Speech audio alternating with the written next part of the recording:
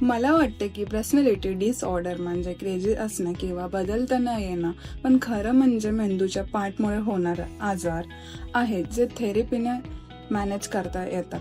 माझ्या बॉर्डरलाईन डिसऑर्डरमुळे नातेसंबंध आणि इमोशनल दोन्ही बिघडले होते.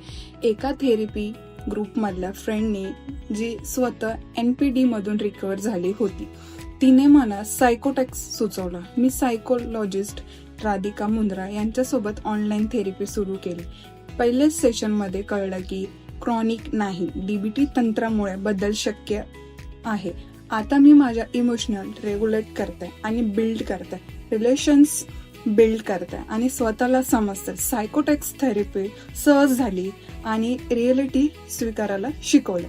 सायकोलॉजिस्ट राधिका मुंद्रा आणि सायकोटेक्स टीमच्या मनापासून आभार. त्यांनी मला रिअल हेलिंग दिली.